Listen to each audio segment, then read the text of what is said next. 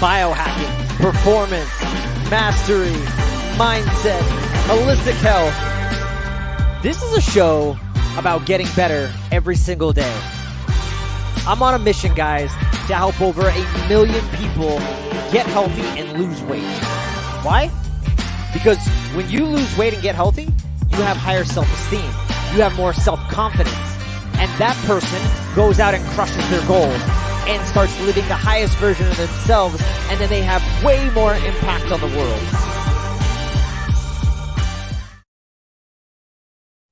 All right, let's go. Let's go, guys. Happy Wednesday. Happy hump day. I'm super excited to bring you this topic.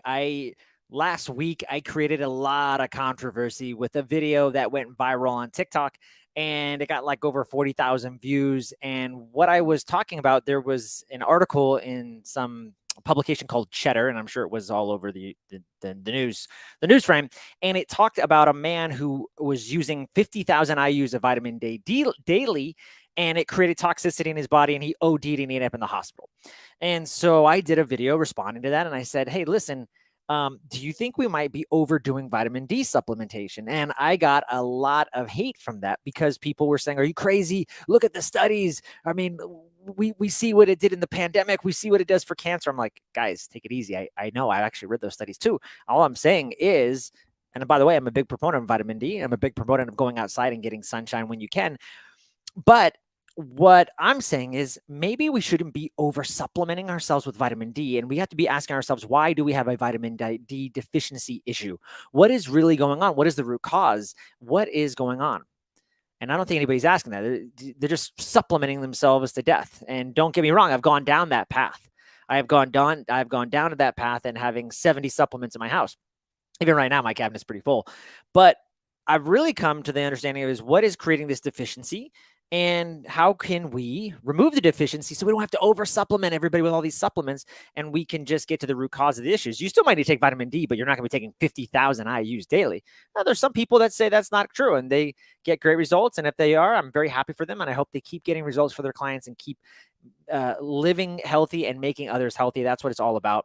And I'm here just to share information just like those folks are. So let's get into that. Before I do, I want to announce a couple of quick announcements. Number one is I just launched a weekly newsletter. Every Friday, I'm delivering some juicy tidbits from the week and just a recap of all my interviews and some of the hot topics that came up, things like this viral video. So you can hear about it a lot sooner and earlier. So check out the newsletter. It's really cool. If you go to www.joelevancoaching.com, you can get access to the website and then just subscribe to the newsletter. From there, I'll just send you once a week. I'm not trying to overwhelm people. I'm just getting started with this newsletter, and I'm seeing what people like and what they don't like. I know that I've subscribed to many newsletters in the past, and I can't stand when people are sending me stuff every day. So coming from that perspective, I'm not going to do that. If anything is relevant, like the news we recently had with glyphosate and some of the other things coming out, I'm going to send that to you. I want to share it to you, but I'm definitely not going to overwhelm you. So don't have to worry about that. The other thing is I do one-on-one health coaching. For those of you that don't know it, I do one-on-one health coaching. I'm really good with weight loss and gut health. So if any of those two things interest you, if you want to get healthy and you want to get strong, we've already wasted, hopefully not, hopefully you didn't waste, but we're already halfway through the year. And you got to ask yourself, what are you going to do the next half of the year? How is the rest of this half of the year going to be different? All of us are in this place of uncertainty. We're in this place of, oh my God, we have a recession. I don't know what's going to happen with my job. I don't know all these things. There's a lot of confusion going on in the world. And I know for me that when my health is dialed in, I'm more confident. I have more self-esteem. I'm a better dad. I'm a better husband, all these things. And so if I can help you be that, then you'll go out and figure out a way to make more money. You'll go out and figure out how to have more impact in the world. And that's what it's all about, guys. So again, go to www.joelevancoaching. You can get signed up for the newsletter. You can send me an email, info@joelevancoaching, if you want to know more about my coaching programs, or you can shoot me a DM on Instagram @joelevancoaching. All right, let's jump into this. So vitamin D, it's a good thing, right? We've all been told, listen, I mentioned this. I know all about the studies with vitamin D. I've been supplementing it. In the past, I was really low in vitamin D. I was a police officer and I was really, really low in vitamin D. And I was working night shift. And I remember my level was like 20. And so I had to start supplementing. And I even noticed when I was supplementing, it still wasn't getting at the high enough level. So I started taking 10,000 IU, 5,000 in the morning, 5,000 at night. By the way, if you are going to supplement, do it all in the morning, in the afternoon. Don't do it later at night. Vitamin D has a circadian effect, a circadian rhythm. And so it's better to do in the morning time because it has that, or the morning and early afternoon. Okay. So I know all about the studies, guys. Believe me, I am bullish on getting your levels up. And we know, what is vitamin D good for, right? There's lots of good studies, and I can share them with you in the newsletter this week. Vitamin D shown to be protective against prostate cancer. A 2017 review had really good evidence supporting that vitamin D was just a cancer preventer overall. We saw that people when the levels of 60 to 80 had very low levels of, they didn't get cancer. The people in the 60 to 80 range didn't get the cytokine storm that others got when they experienced the C virus. So there's some causation correlation. There's something going on there. Vitamin D has been shown to manage with MS, multiple sclerosis. Vitamin D has been shown to improve mood in women with type 2 diabetes. It's been shown that low plasma of vitamin D associated with a risk of the C virus. That was done in Israel, actually. That was an Israel study. So we know, hey, low vitamin D equals health issues. So what's the answer? Let's supplement with vitamin D, right? That's what we know. You go to a functional medicine docs right now in this very moment, they test for vitamin D and they say, hey, you're low. We're going to supplement with you. We'll take another test. And lo and behold, your vitamin D levels went up. All right. Now you're going to stay on that vitamin D supplement for a win for the rest of your life. I mean, I don't know. What's the answer, guys? You tell me. So what's really going on? What's the real problem here? What is really going on? Is it gluten or glyphosate? I think that could be a huge contributor. I just interviewed Dr. Stephanie Seneff. We talked about glyphosate, and I'm going to talk about it a little bit today, how it destroys that cytochrome P450 pathway and how it destroys your ability to absorb and synthesize vitamin D. So I think there is something going on there. Is it lead or radium? Could be. We see that a lot with folks that radioactive elements. Everyone's talking about these things like heavy metals, but nobody's talking about radioactive elements. Okay. No one's talking about uranium and some of these other things that we actually find in our water. Go to the EPA's website. They'll tell you. It's right there. They actually tell you that you're being bombarded by these toxins. 86,000, by the way. Is it a virus or is it a poison? Right? Could be that too. Is it adrenal fatigue? Is it mast cell activation syndrome or is it a parasite infection? What is the real problem? Why are we not getting our vitamin D levels up? Why do we have to supplement? What's this big idea? Why do I have to keep supplementing? Well, let's talk about chronic toxicity in the body, right? Chronic toxicity, chronic infection, when it pleomorphs, right? That's what's happening when you have a virus. Organ dysfunction, not being able to actually produce vitamin D metabolites, okay? Chronic mineral deficiency, that's going to lead to toxicity. It's going to prevent you from having your high vitamin D levels and high body fat. These are 4 big reasons why you might not be getting to those vitamin D levels. Now, let's quickly talk about how do we synthesize vitamin D? Well, vitamin D is synthesized in the skin, okay? And then it's transported to the liver. The liver takes it up and it converts it to 25 hydroxy vitamin D. That's what they do on all the tests. That's what you guys see when you're testing your vitamin D levels. The liver then releases the modified vitamin D, and then that goes to the kidneys, where it's further modified to another form of vitamin D. It's called 1.25 dihydroxin vitamin D. Okay, so it's further modified there. This is the active form. Okay, it acts like a hormone, and this is what influences our cellular metabolic activity.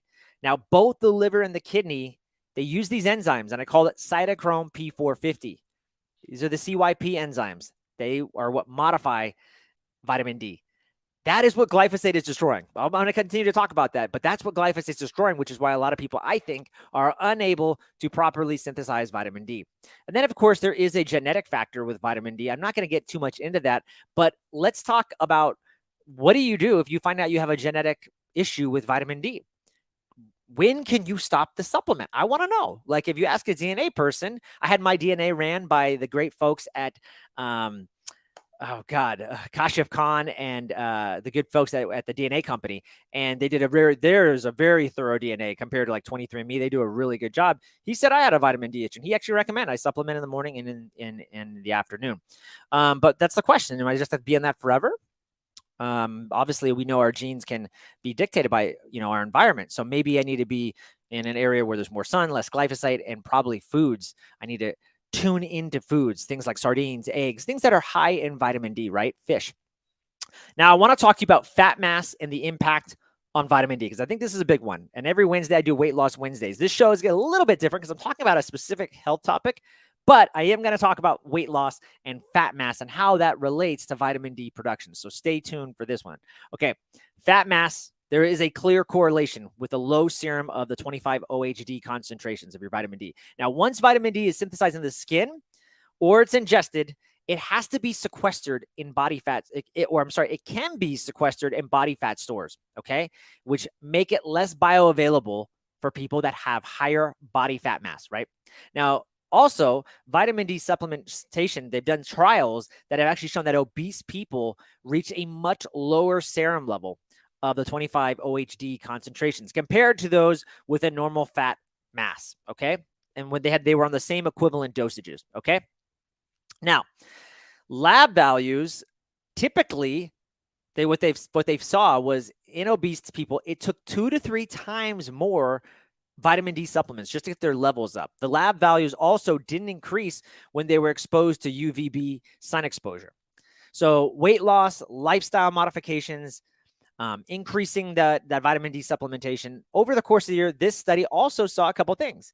They saw that leptin decreased. We talked about leptin on a Weight Loss Wednesday show a few weeks back, talking about leptin being really this master hormone in the body. And it tells your body, it's the satiety hormone. It tells you when you are satiated and whether you're full or not. And so it can be a big driver of whether you're going to overeat or not. Okay. So what they saw was people that were supplementing with the vitamin D, they made weight loss and lifestyle modifications. They supplemented. They saw a decrease, 27% decrease in leptin, and also an increase by 27% of vitamin D. Interesting, right?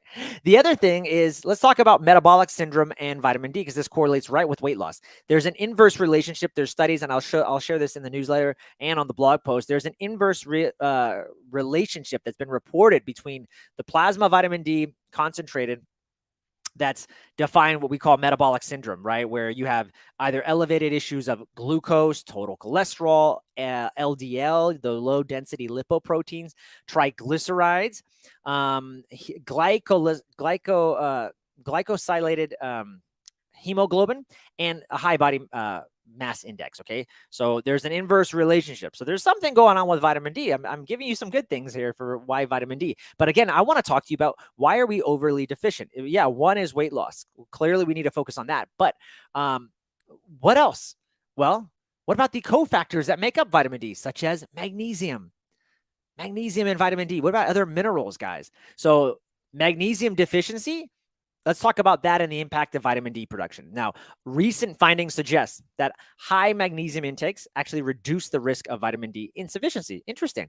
Now, magnesium also helps with critical enzymes that help the production of vitamin D. Magnesium is responsible for over 300 enzymatic expressions. So really, really important. I think most of us are depleted in that just from the soil, the food that we eat. And really, we're super stressed out and we deplete a lot of magnesium. The body has to buffer stress and it's going to bleed through magnesium more than other minerals, perhaps. So definitely that's one of my top supplements I'd say to get in there. Now, several steps in the vitamin D metabolism, such as vitamin D binding to its transport protein and the conversion of vitamin D into the hormonal form. We talked about that earlier, that 1.25 dehydroxy vitamin D, and dependent on magnesium as a cofactor. Okay. So it's essential. You got to have, if you're taking large doses of vitamin D, it's going to also, it could possibly induce or deplete your magnesium stores. So you got to have adequate magnesium supplementation if you're just going to start ODing on vitamin D, guys. I got a lot of people saying, I take 50,000 every day. Okay, great. Are you doing the other good things that you need to? I don't know. Let's talk about really quickly kidney dysfunction, kidney and liver, and how it relates to the vitamin D pathway. So chronic kidney disease also led to vitamin D deficiencies. So patients with impaired renal function, they were not able to synthesize into that form, that active form, the 1.25 dehydroxy vitamin D. And they didn't see that. So there's a couple good studies out there, possible renal protection in vitamin D and chronic renal disease. There's a vitamin D status article with gastrointestinal and liver disease. That's a really good PubMed article. I'm just kind of giving you the titles if you want to go and check them out. I'll send these in the attachments of the blog post as well. But vitamin D deficiency is common, they found, among people with cystic fibrosis and both the cholestatic and non-cholestatic liver disease due to decreased absorption of dietary vitamin D and impaired conversion of vitamin D. This is why I do so many times with my clients a liver detox. I'm so bullish on this because I think because of the toxicities, we're not able to our liver has to filter out all these toxins, and our liver and kidneys are really responsible, including the gallbladder, with synthesizing and creating some of these hormones. And we're really not able to synthesize them properly because the liver is overwhelmed with all the toxins and all the crap we're putting in our body and all the processed food. Let's keep going. I have a lot here, but we're already at 15 minutes and I don't want to go too much longer. So I want to give you just a brief summary of kind of where we're at. So summary of what are the real causes of vitamin D deficiency. One, lack of sunshine. We know that.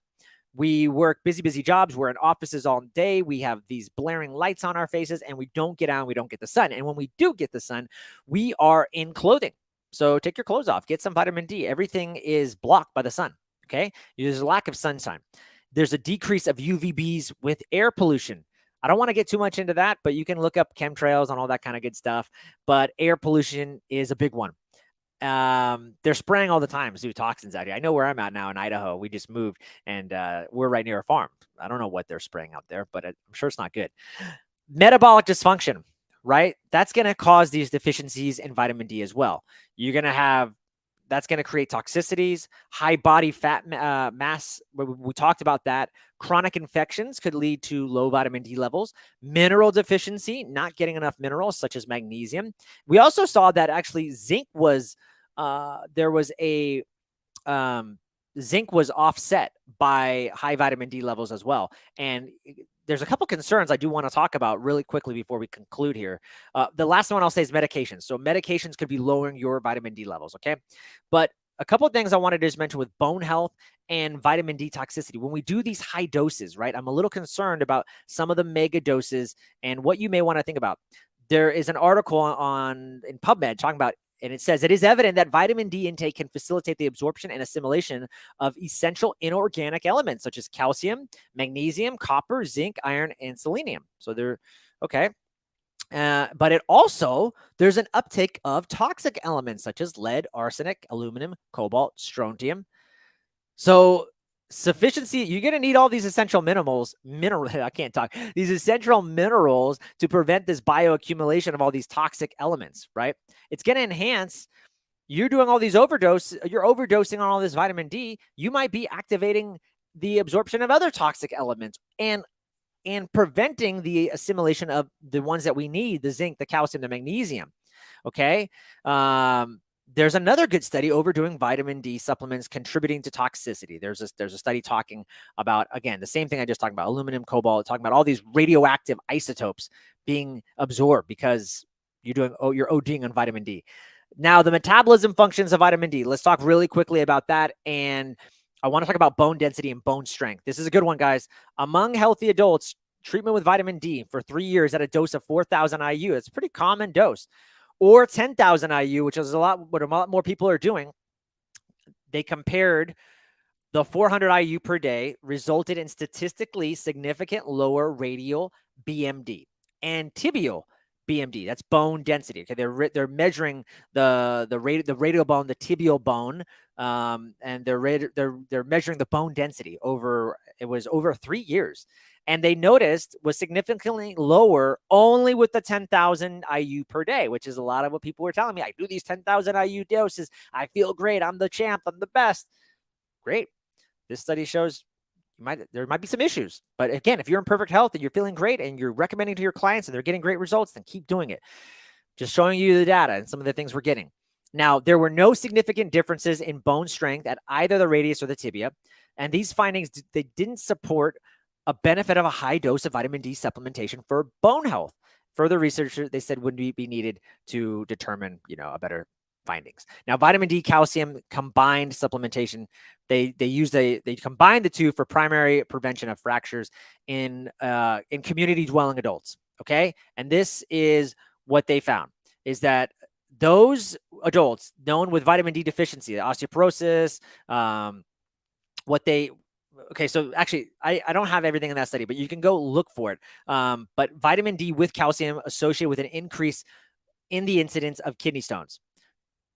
So again, just something to consider with these mega doses. Why should we be concerned? Primarily, you're stressing the liver. Supplementing with vitamin D has to be activated by the liver by the CYP, the cytochrome P450 enzymes. You got to have that activation. And a lot of us aren't getting it activated because of glyphosate and all these other toxicities that are preventing that from happening. So this is actually distracting the liver from bile production and the ability to actually detox chemicals. Okay. You're not getting enough cholesterol sulfate with it. You got to get that vitamin D. You got to actually get outside to get that cholesterol sulfate to go with it. That's how it gets activated. Also, you're leaching calcium from the bones and it's putting it into the tissues. So the higher the dose of the vitamin D, the worse we're seeing for bone density. Okay. Now, again, vitamin D does not equal sunshine. We know that. I could go on and on. There's so much more to talk about. We can talk about sunshine, melanin synthesis, how our body protects our blood vessels with the sunshine. I don't want to get into that. The last thing I want to end with, guys, is vitamin D is a health marker. Instead of supplementing with mega doses, fix the metabolic pathways of the body. Okay. Expose yourself to sunshine and look for 800 to 2000 IU. I think that's a pretty good dosage. I'm not a doctor. I can't recommend prescribe. All I can do is just share with you some of the things that I've seen. I can't tell you to do this. Again, I'm not a doctor. I should have said that in the beginning, but I'll say it at the end. I'm not a doctor. I can't treat, diagnose, prevent disease, anything like that. But I'm just sharing with you some of the things we see in our practice and just some of the clinical things that we're seeing from articles and some of the research and data. I hope this was helpful for you. I hope I stirred up some more controversy. Probably the people on TikTok are probably going to get more angry with me. But this was fun, and I hope it was helpful. And the big thing for those folks looking to lose weight, we know that if you're low in vitamin D levels, you're going to have issues with testosterone production and your ability to lose fat and hormonal regulation. So let's lose that weight. Let's get back to baseline so you can thrive and start living the highest version of yourself. That's what it's all about. I'm out, guys. Have an amazing rest of your week. I'll see you tomorrow on a Thursday live. We'll talking about essential oils with my wife. And then Friday, I'm not going to do a health hack episode. I decided instead I'm going to release a second podcast interview, Monster Podcast on water and life water and how we're drinking dead water. This was extremely powerful for me coming from a weekend where I was 2 days out in some geothermal springs and experiencing what my guest was talking about. And it was really nice to experience it after listening to him and he talked about it on my podcast. So we're going to launch that. Anyways, I'll see you guys tomorrow. Have an amazing week. If I don't, I'm out.